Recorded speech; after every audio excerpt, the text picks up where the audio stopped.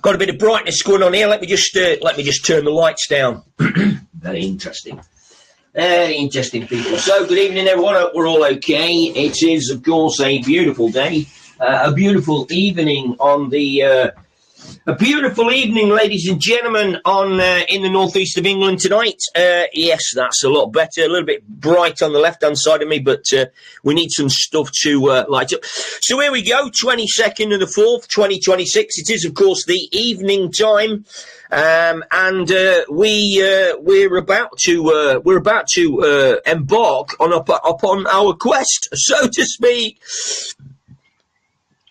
Now, remember. It's not a great idea to commit suicide. Spoken by David Wilcox on the 19th of April. Very interesting. Leads us to believe that there's some either nefarious shit going on, or David has gone into witness protection, which wouldn't surprise me at all. So, good evening, everyone. Here we are. It is, of course, the... Fruit Nut News, 22nd or 3rd day, alcohol free, ladies and gentlemen. Plenty of mushrooms though, but not so much little alcohol. Very interesting. Anyway, so what have we got for you today? So let's have a quick hello to everybody. First of all, Chris Taylor's joining us, Lisa's in, Sheila's in, Sharon's in, Teresa's in, Natalie's in, Denise is in, Bill's in, John's in, Sue's in, Juicy Guest is in, Island in, Juicy Guest, Joyce. Joyce is definitely not juicy. No, Joyce, well, she could be juicy, but I think that her name is Joyce. Sorry about that, Joyce. Island of in, of course, Looney Lena, who just doesn't know which way to turn. Olivia's in, Rose Stewart's in, Jack is in, SJ's in, Kira's in, all the way from Island Country. Smarts is in, Sue's in, from Cardiff Shire. John Brink is joining us. Kim John Hung is in. Jason Thomas is joining us. Belinda's in. Maznu's in. Christine Owens joining us tonight as well. We've also got Patricia Michael and, of course, Anne Taylor. So, good evening, everybody, one and all. Welcome to the show of all shows. Oh, yes. The show of all shows, ladies and gentlemen. It is, of course, the show of all shows. So, what have we got for you tonight? Well, very quickly, today we had more PMQ's question time bullshit. Yes, it was bullshit once again off the scale. Now, here's a very interesting one as well. As you well know, the rent boys of Ukraine are due in the Old Bailey. This, of course, is because they have been tampering with the back doors of Keir Starmer. Not quite sure whether state secrets have been leaked through the back door, but you just never can tell. Anyway, next week, very interestingly enough, just when the king happens to be going to going for apparently a state visit in the US of A, with, of course, Donaldo Trumpio, PMQ's question times has been cancelled for next week. Really? Really? Now, isn't that quite interesting? Oh, yes, it is, of course, interesting. On the same day, of course, that the king just happens to be visiting the US of A to try and salvage the great relationship between, of course, Britain and, of course, America, as you well know. And if you are more enlightened than the average person, you will, of course, know why the king is going to America, because, of course, it means, of course, that, excuse me, good live. You can tell it's live because it's definitely not rehearsed. Because, of course, the king is going with the cap in hand, because, of course, the British colonial rule is over. Very interesting. So it'll be interesting to see what the king does. Remember a few years ago that during the capitulation tour, the Queen handed the reins over to Donald Trump and ended up carrying Donald Trump's golf bag when Donald was inspecting the Guard of Honor. It's all very technical, but anyway, there you go. Prorogued. Now, when PMQ question times gets prorogued, okay, it means that the king has to give approval for the proroguing of Parliament or PMQ's question times. So that is an interesting move. Now, the reason that the king, for all you royalist people that still support this utter bullshit that goes on, for all you royalist people, the king, of course, has to fall on his sword in front of the checkmate, in front of Donaldo. Now, this goes back to the old nursery rhyme that we had. All the king's horses and all the king's men were sent up the hill. You know the story. You know the story. Anyway, that's quite interesting. Meanwhile, Meghan Markle, the Jam has failed. The Lifestyle magazine has failed. The Netflix series has failed. And now, apparently, according to Australian MasterChef, Meghan Markle is going to be judge on MasterChef in regards to judging people for cooking. Not for fucking, for cooking.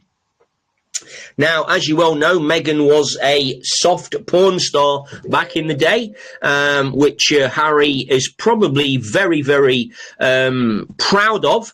But not only that, she was, of course, a yacht girl for not only royalty, but a certain Andrew Lord Mountbatten.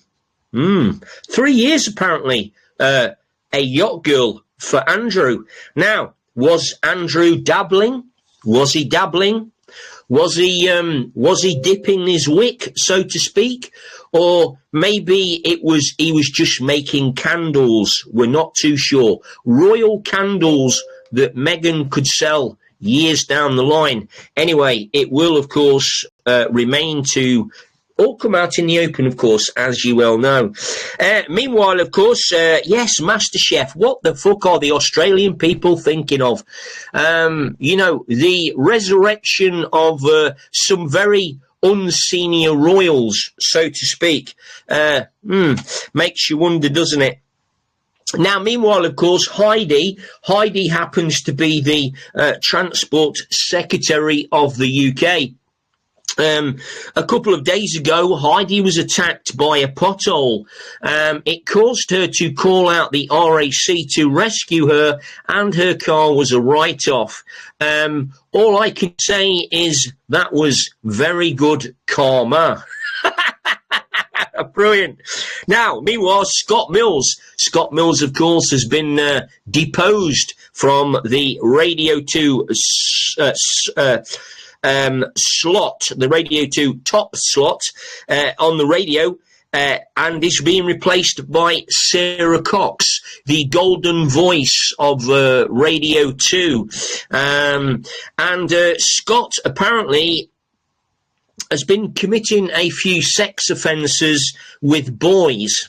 Yes, it seems as though that the BBC, even the radio, just happens to be very, very interesting, etc., etc., etc., when it comes to paedophilia. Now, that we do know that the BBC are getting rid of 2,000 jobs. So if you happen to be a very agile prominent paedophile, I suggest that you get your CV. I suggest you get your CV very quickly into the BBC to be considered for one of the top jobs of £500,000 a year for doing fuck all. So yeah, interestingly enough. Now, Adele, you've all heard of Adele. Adele started, finished, started again, finished, and now is starting again. Apparently, after 5 years away from the scenes, she is now going to become a Hollywood movie star. She's debuting in a brand new film. I couldn't be bothered to look what the film was, particularly because I don't give a shit. But anyway, I just thought it was a great headline to talk about. Meanwhile, of course, Labour are reeling now at the very fact that Labour seem to be very scared about women having their own spaces in public areas. This, of course, is the political minefield, of course, of transgenderism, inclusivity, gender neutral, LGBTQ plus 15674217894, as you well know.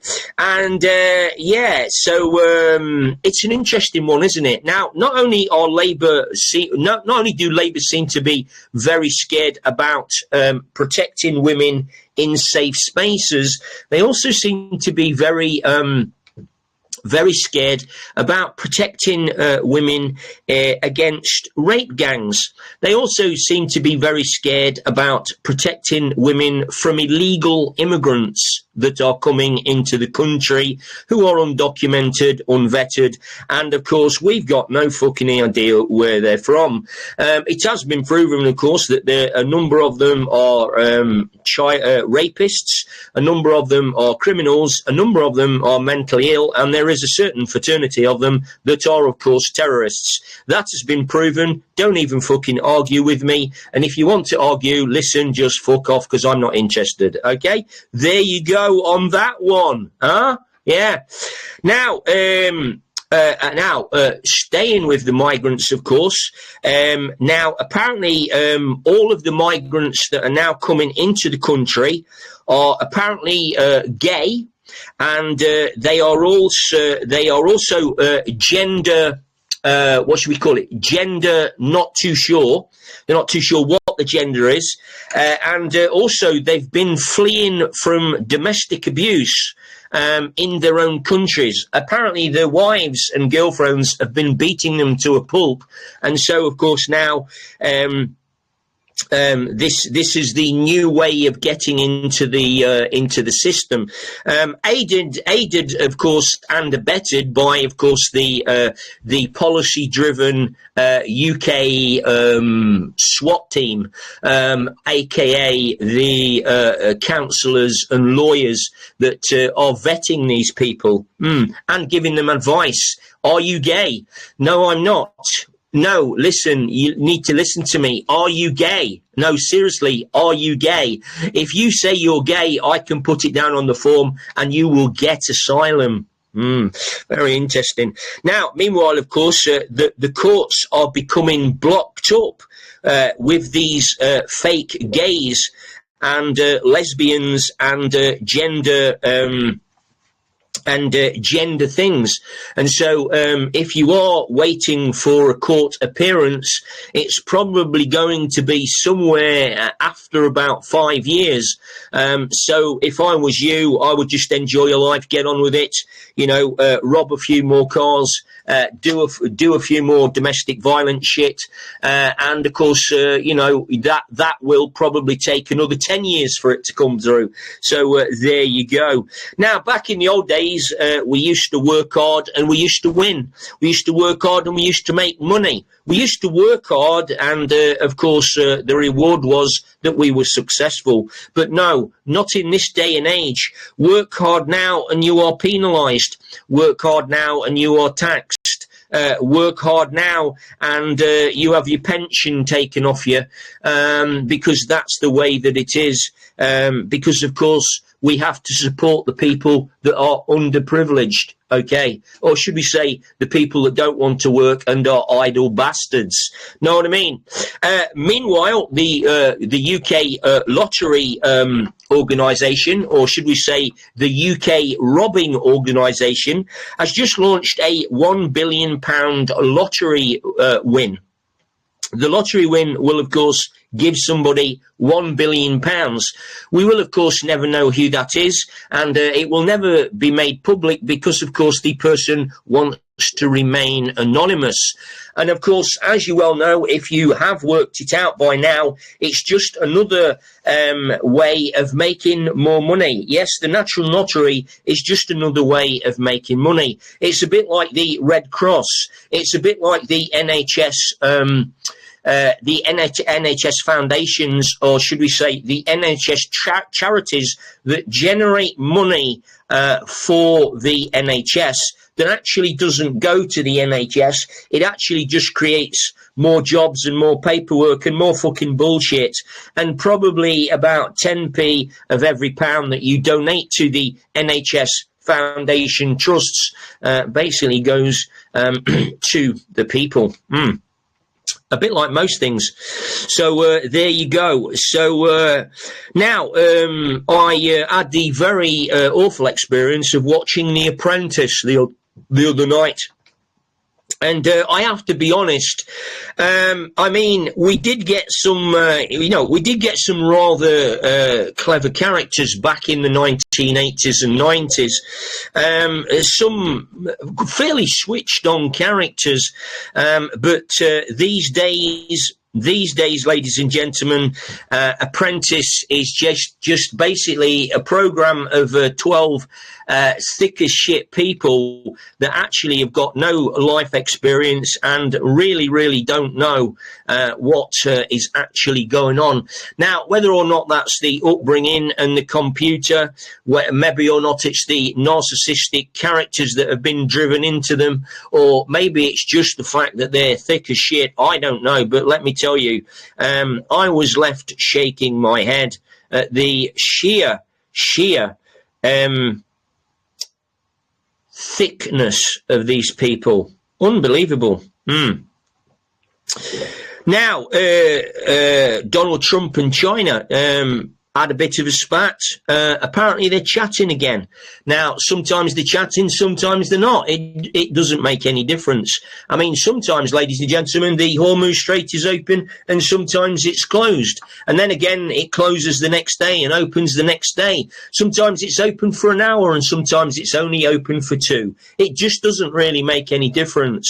And let's also remember that an Iranian ship basically ended up with a missile in its engine room to stop it from moving somewhere. Now, of course, the question remains: is what was on that Iranian ship? Apparently, we're not quite sure. It could have been blood. It could have been andromochrome. It could have been children being trafficked. It could have been drugs. It could have been money. It could have been weapons. It could have been nuclear dust. Nobody really knows. And I don't think we'll get to find out until the fat lady sings, as they say in the trade. Meanwhile, of course, I've done that one.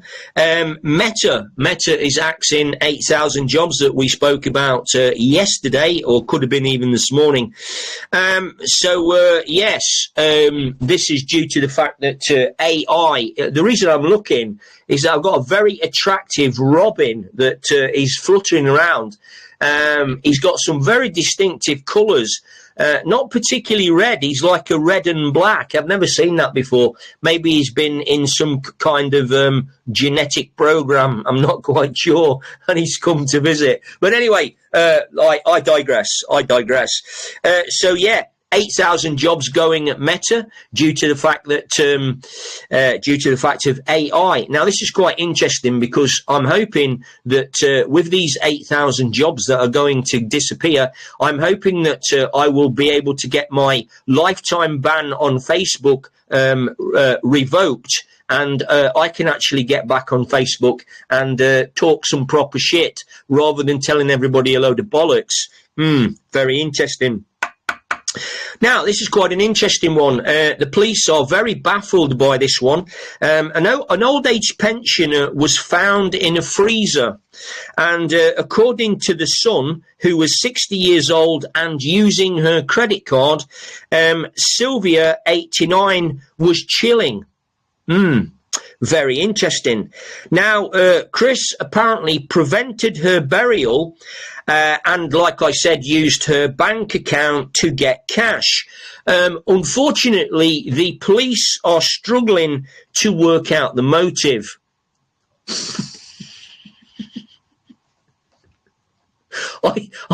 I really don't know about you, but very interesting. Anyway, let's by the by. We have spoken about David Wilcox. Now, David Wilcox apparently took his own life.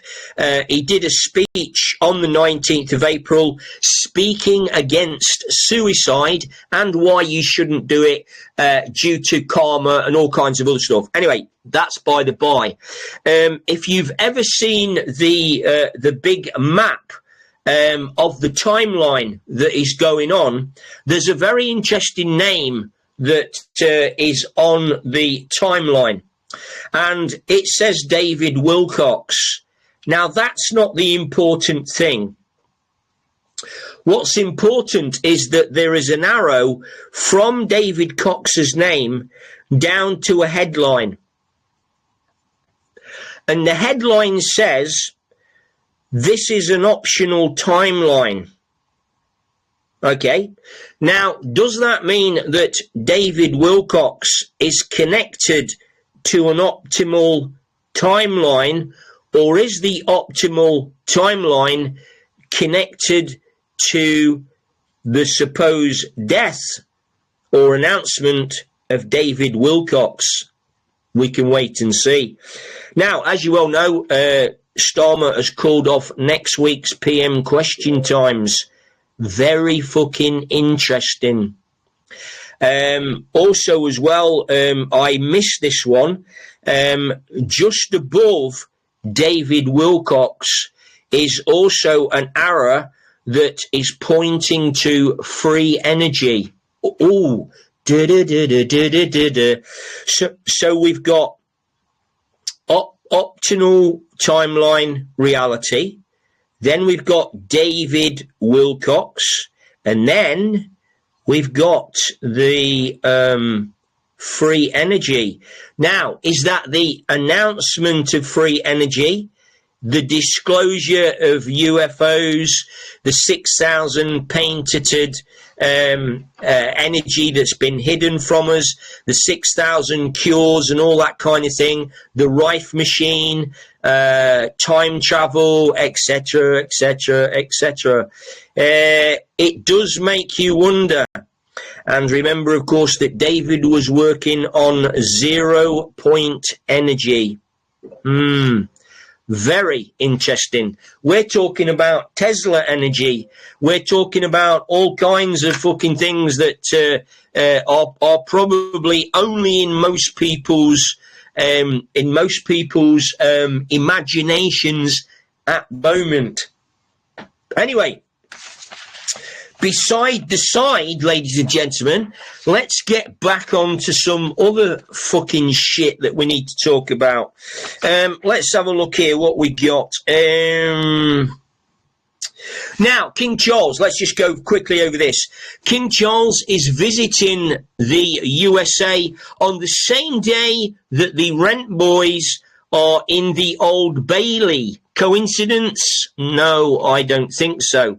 No coincidence, of course, that Keir Starmer has pulled down Prime Minister's question times as well. This, of course, means that the King is also complicit in the cover-up of Mandelson, proving that the royals are involved not with Epstein, with trafficking. The Queen apparently said, ladies and gentlemen, that she didn't know what Andrew was up to. Now, I don't know about you, but my mother knows everything about fucking what happened with me. Let me tell you, even the things that I didn't fucking knows she knew about, and she knew. So for the Queen to turn around and say that she didn't know about Andrew was basically an act of treason. She was covering up for them. Now, if you haven't worked it out by now, all of these people are connected in various different ways. So the royals are connected to not only to Epstein, Maxwell, the child trafficking, the paedophilia, etc., etc., etc.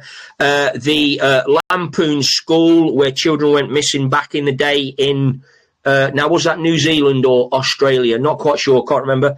1950s-ish, I don't know when it was. Yeah, very interesting. I think that my mum did actually read tea leaves, so I won't be surprised. Anyway, going back to the connections. The royalty are also connected to Mandelson. They're also, Mandelson, of course, was connected to Lord Mountbatten, not Lord Mountbatten, Andrew. During his term as a business ambassador. So we've got the connection there. Remember Mark Thatcher, not myself personally. My name is Mark Thacker. I'm talking about Mark Thatcher. Mark Thatcher was involved in some very dodgy dealings in Africa, I think it was, and they were trying to throw indigenous people off the land due to the fact apparently they'd found minerals and oil. Can't quite remember what the actual story was about that, but I remember thinking at the time, that fucker is a dodgy one.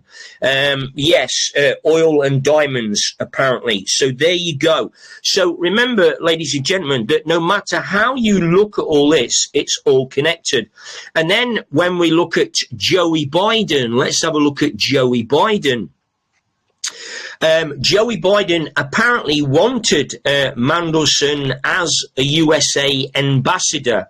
Now, let's remember that I think it was, now I'm not sure whether Joey Biden insisted Mandelson was, ambassador, and that's all gone down the by, and then Trump has basically appointed him knowing full well what was going to happen, of course. Very interesting checkmate chess move there. So let's have a quick look at what we know. Okay. Joe Biden was a Grand Master of the KKK Lodge. If you thought that had all disappeared, white supremacy and all that bollocks, well, you've got another thing coming. Joe Biden was apparently the master of it. Now, let's look at the facts and look at what we know. We know that Biden was corrupted. That's without a shadow of a doubt. We know that Biden was involved in Burisma. We know that he was involved in Ukraine. And we know that Hunter Biden, his son, was heavily involved and I think CEO of Burisma or some kind of top position when actually he didn't know fuck all about energy.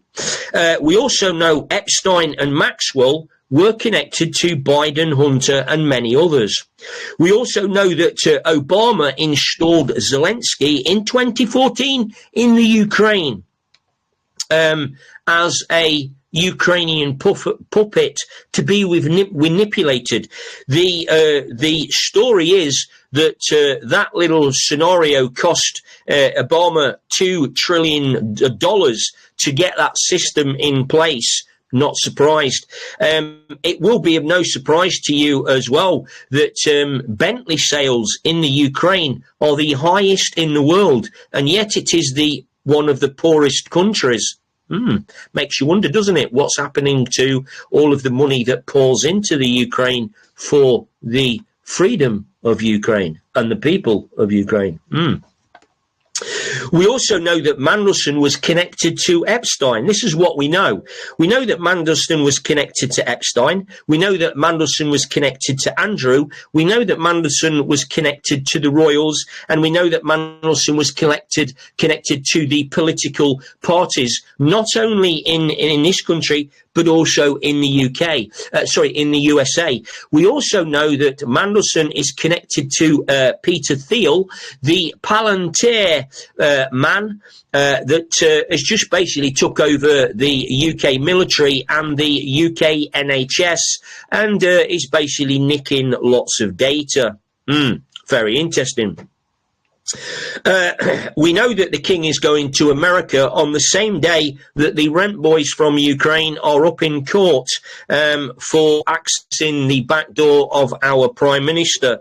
We know that they're going to the Old Bailey, and we know that there's going to be a jury trial.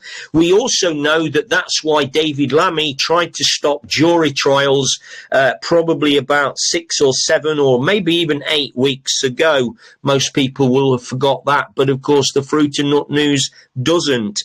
We also know that the rent boys are of Ukrainian origin and are connected to Zelensky in some way, shape or form. I wouldn't be surprised if they weren't found at glory holes across the Ukraine, and even probably the USA, and of course the British establishment.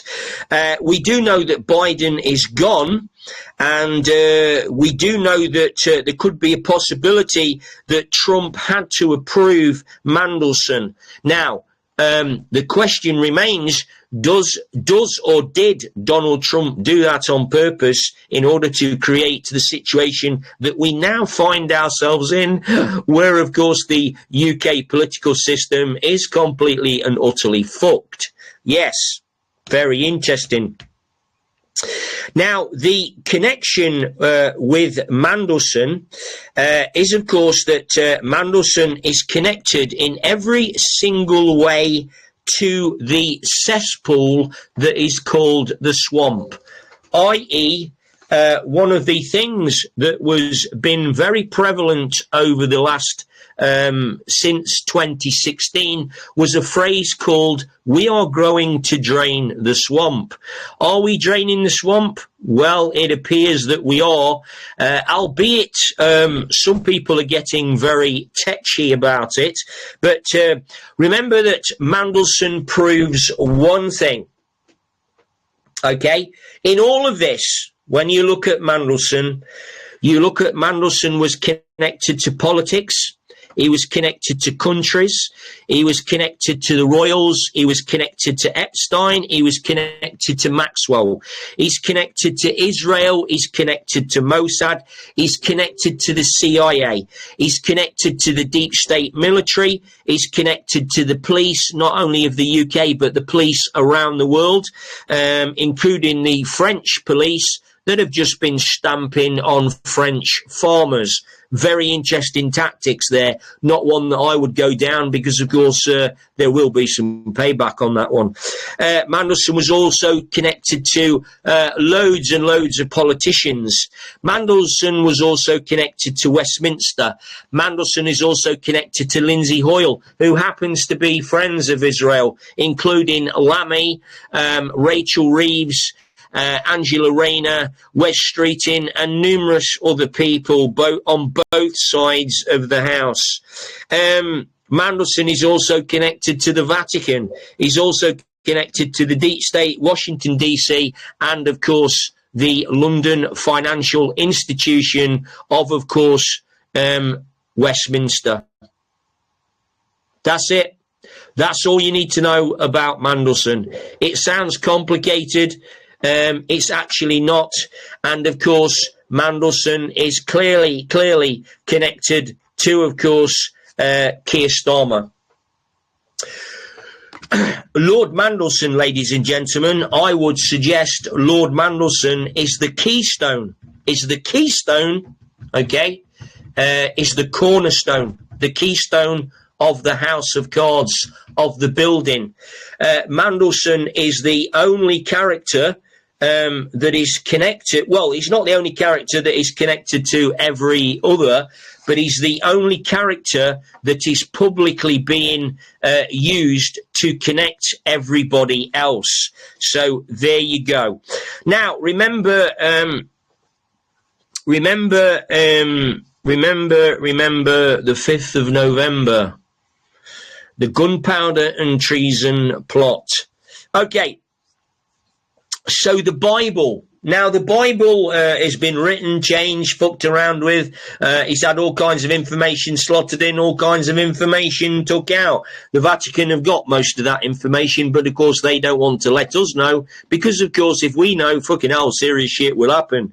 Now, the Bible is very interesting. You can use this if you want. It's entirely up to you.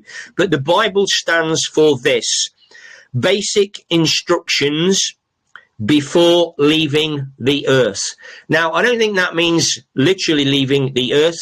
I mean that means ascending the earth. There's a difference. Basic instructions before leaving earth. I'm going to leave that one with you. Let yourself sit on that. Have a meditation of it. Maybe have a few mushrooms. Even smoke a Havana. With a bit of port, maybe. I don't know. So Meghan Markle becoming a master chef. What the fuck is that all about? I really, really don't know. Now, apparently, Keir Starmer stood up today in Prime Minister's Question Times. Didn't really answer any questions, but apparently he told everybody that he's delivering for the country. Starmer is delivering everything that the country wants. Apparently, he told everybody that he is delivering every single day. Apparently, he wakes up every single day and delivers what the British people need, etc., etc. So, let's just go through a few of the things. Smashing the gangs, did you deliver? No. Looking at the rape gangs, did you deliver? No. Looking at crime, did you deliver? No. Did you have a look at the cost of the living crisis? No. Did you do anything about the rising fuel costs? No.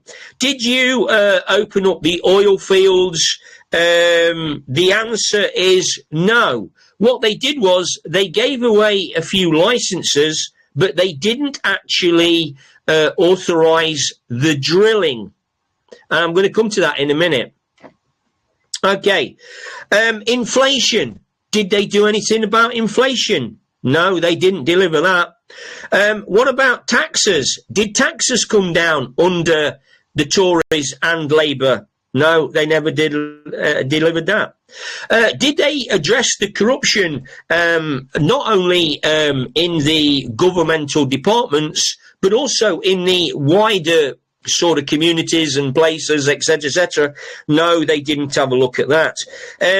Has there been any more accountability? Has there been any arrests? Has there been anybody that has been brought to book and jailed over the corruption, the unaccountability, and of course the lies and bullshit that they continue to spill? And the answer is it was never delivered. Let's have a look at truth, trust, transparency, and honesty. Was that delivered? And the answer, finally, is no. So the overall view of Keir Starmer and his government and the Conservative Party and Westminster and all of the 700 bullshit MPs that sit there every day, they haven't delivered fuck all in the last 60 to 70 fucking years. And if you believe that your life has got better, and you believe that your life has improved, well, all you have to do is look at the amount of taxes that you now pay. I would say that you probably go to work maybe 3.5 days a week, and you give 3.5 days of your time and your money to the state. And that, ladies and gentlemen, is a fucking tragedy.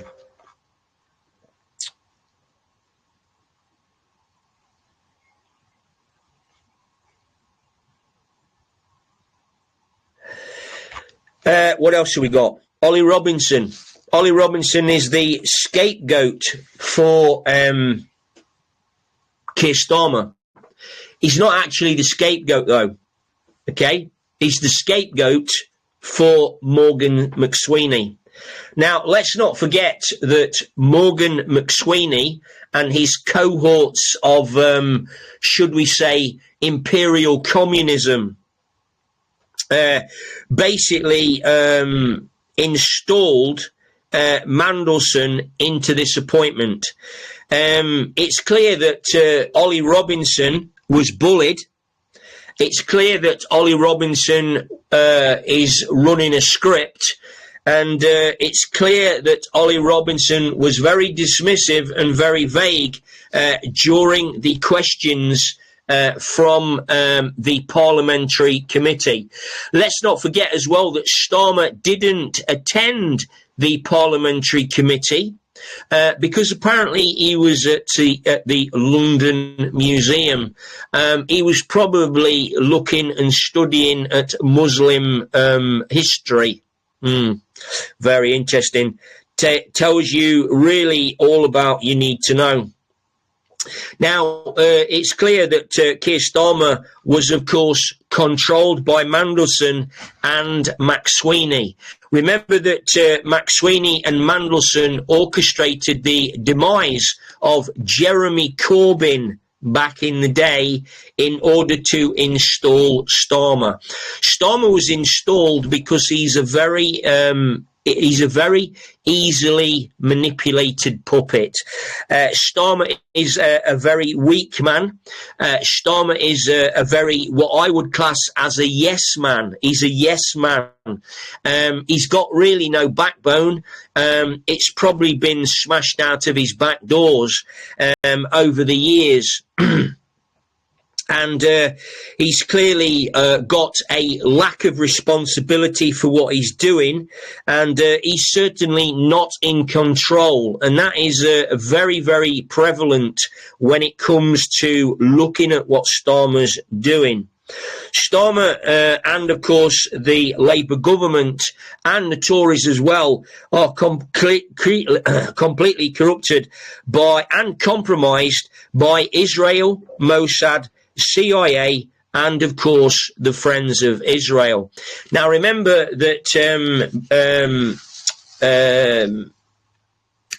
Jeremy Corbyn was basically classed as a massive anti-Semite against Israel. No.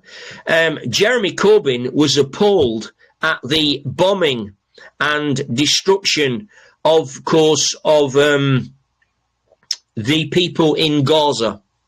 Now, no matter how you look at it,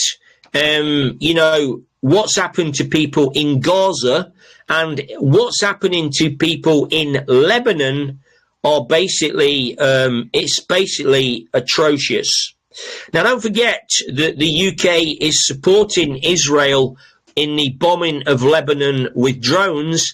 They are also supporting the bombing of Palestine in Palestine by the Israelis.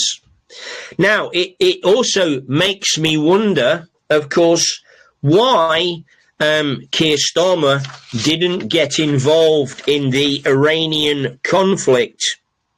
That's an interesting one, isn't it?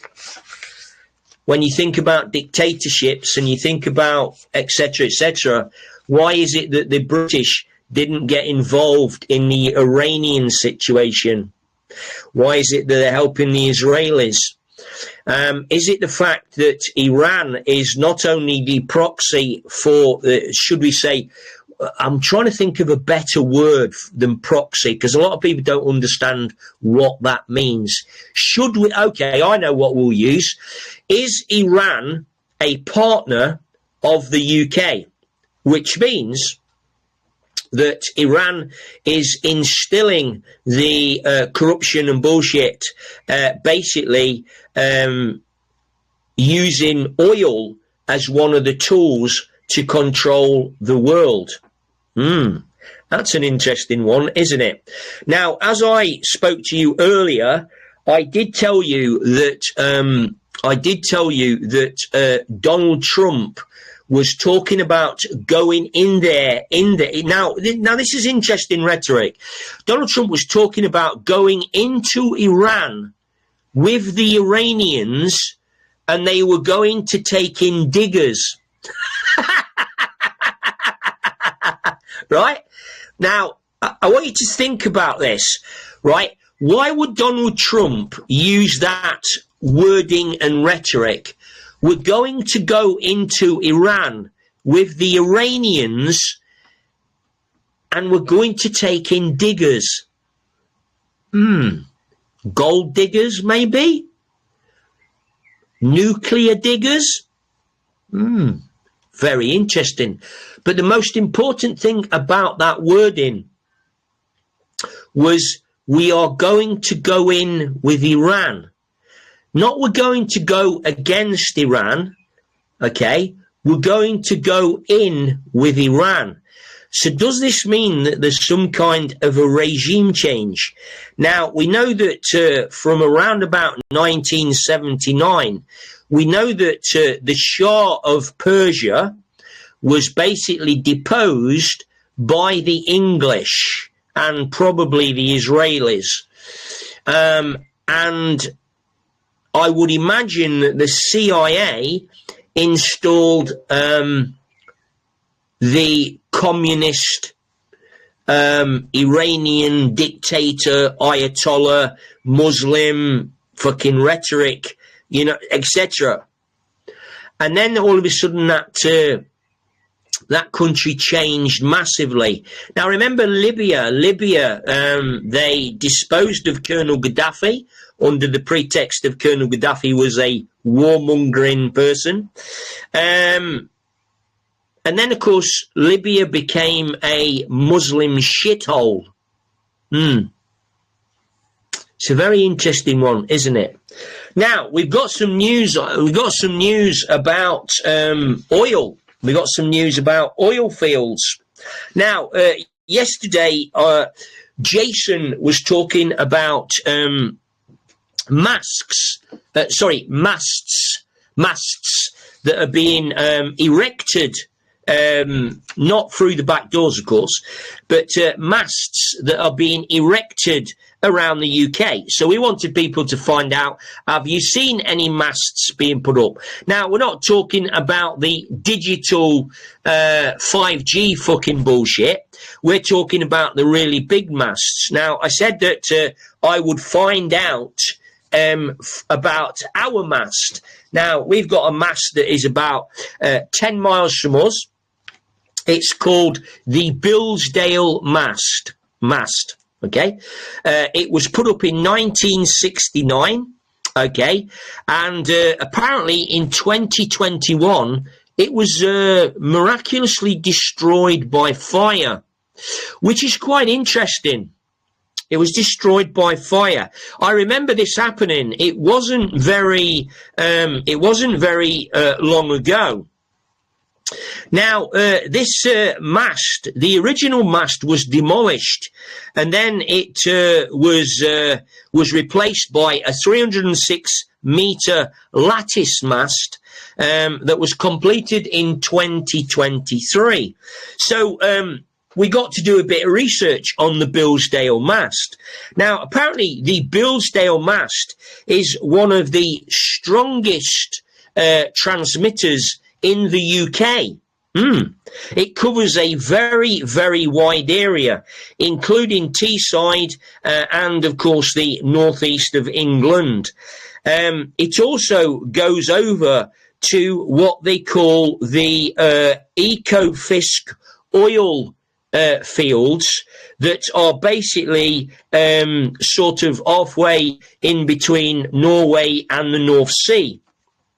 A very interesting thing. Now, we also have a small ridge of, should we say, rock, which we know in this area called the Eston Nab. Now, the Eston Nab transmitter is what they call a jump mast, which basically means that Billsdale project the mast, the transmitter over to Eston Nab, and then Eston Nab basically funnel that out to Redcar and the surrounding areas, because of course it creates a transmitting barrier. Now, you may or may not be aware, but the Teesside Valley is in a valley for a reason. This, of course, was back in the Ice Age, and the Teesside Valley runs sort of from Leeds and Thirsk all the way through down and into the Teesside area, and then, of course, it runs out to the North Sea. Now, here's an interesting thing. We did a bit of research on the Ekofisk oil fields. I was really surprised at this, and I want you to think about this from an oil production point of view. Now, the Bilsdale Mask supplies communications to the Ekofisk oil field supply. Now, the Ekofisk doesn't just drill for oil. It also collects oil from other areas as well, and then it pumps it from there into the Teesside terminal. Now, the Teesside terminal is basically run by a company called ConocoPhillips. I'm sure you've all heard of that, and it comes into the Teesside terminal. Okay, so that's that. Okay, it comes from not only British oil fields, but also Norwegian oil fields as well. And it's due to keep operating at the moment until 2050. Now, I want you to really listen to the amount of oil that this fucking place produces. Remember, this is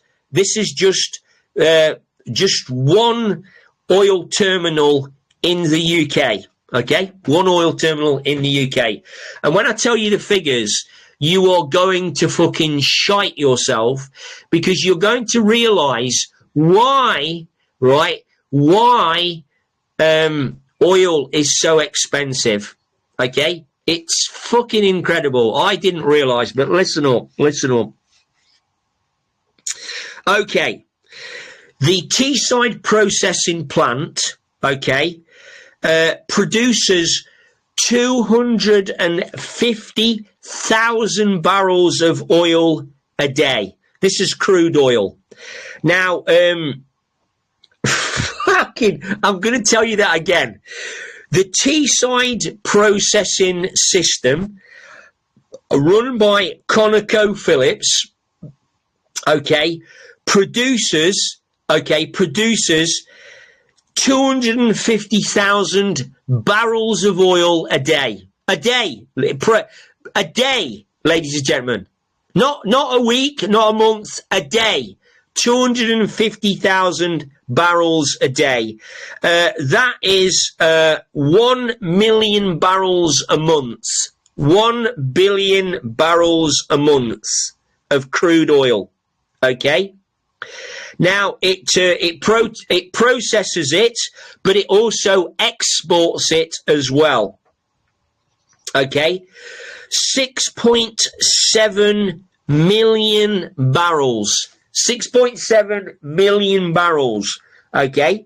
This is basically the storage capacity. Okay?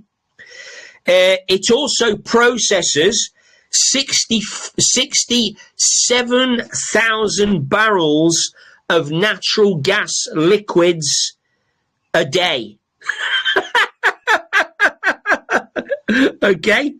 And then it has the capacity, like I've just said, to store 6.75 million barrels, okay, of oil.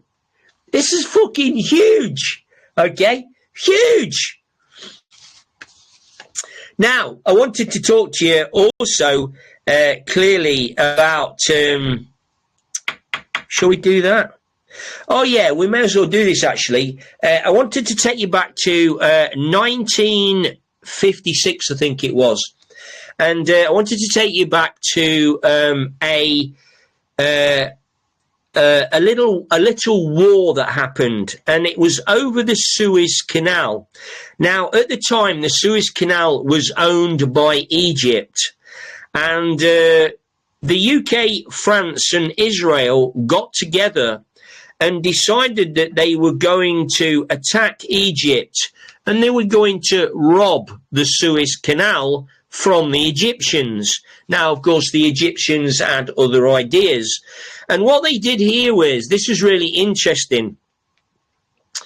They used Israel as a sort of an excuse to basically come into the conflict between Israel and Egypt.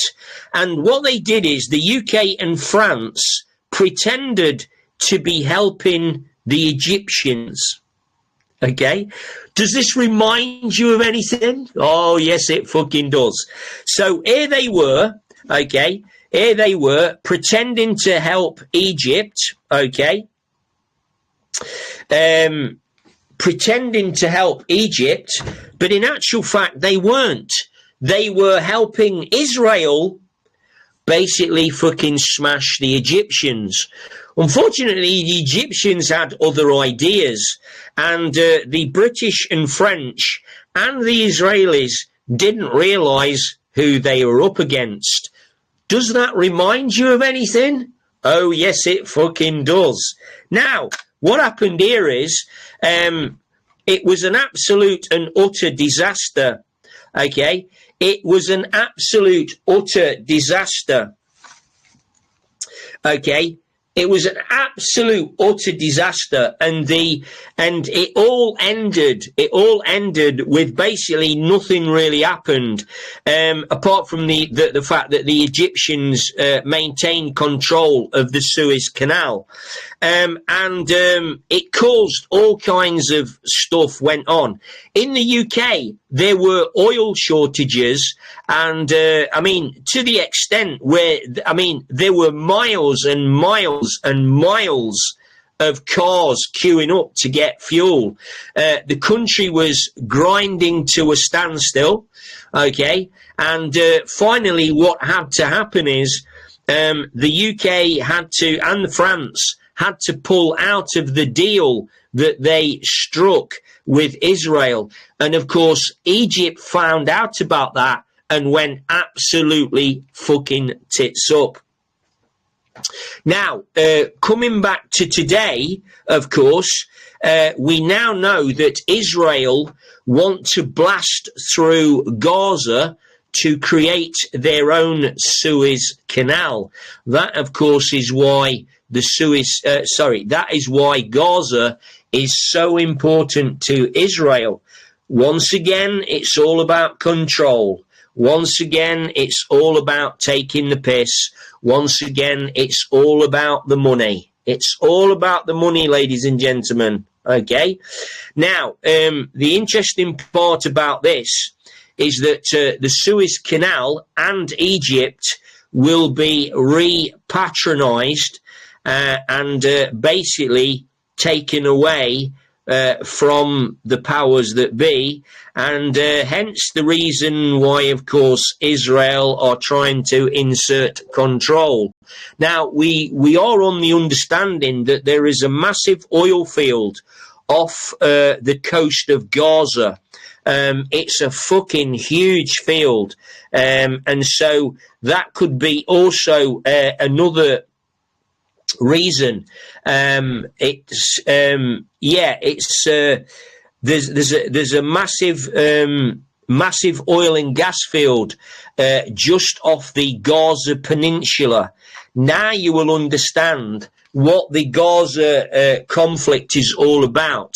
Israel, of course, are trying to gain control of that pathway to be able to get all of that oil and gas. And of course, it's all about control. Israel, remember, is all about controlling the world. The Israelis, or should we say the Zionist Jews, are not interested about the world. No, they're just interested about themselves, and they want to do that not only from an oil point of view, a religious point of view, and because these people genuinely think that they are the children of God. Unfortunately, they haven't accounted for one thing, which actually is that God doesn't actually fucking like them. But of course, that needs a few scriptures and a few signs from heaven for that situation to actually get logged into their fucking brains. It will be interesting to see what's going off. Right, ladies and gentlemen, it's getting dark in the northeast of England. It's about time to put the fire on and get the place warmed up with a bit of healing light, so to speak. Anyway, on that note, I hope you've all enjoyed this evening. I certainly have. It's always a pleasure to address educated and enlightened people. Very interesting. Oh, finally, I wanted to say before I go, you may or may not be coming across some very disgruntled people. And the reason that is because of the frequencies are rising on the planet. Now, I want you to remember that anybody that is holding on to any patterns of control, any patterns of anxiety, any sort of things that, etc. This is going to get worse. It's going to get worse. One of my customers, very lovely person, but the written instructions are just literally off the charts. And this is all down to control. It's all down to all kinds of different things. But we now find we're now in a situation with the customer that the controlling narrative is just absolutely off the charts. If I told you what this person is doing, you literally wouldn't believe me. You wouldn't believe me. We have instructions written down numerous times about how to cut the grass, how to dig up weeds, how to do all kinds of things. But not only that, there is then an oral debate in regards to the instructions. The oral debate can take an hour, 2 hours, 3, 4 hours. It's just incredible. I just happen to smile sweetly and nod and etc. etc. That's all you can do. But this is becoming off the charts, and you will start to be coming across this. So look out for it. Love you loads. Take care. Remember that we, of course, are here to spread the light and keep everything love and light, as they say. Anyway, love you loads. Take care.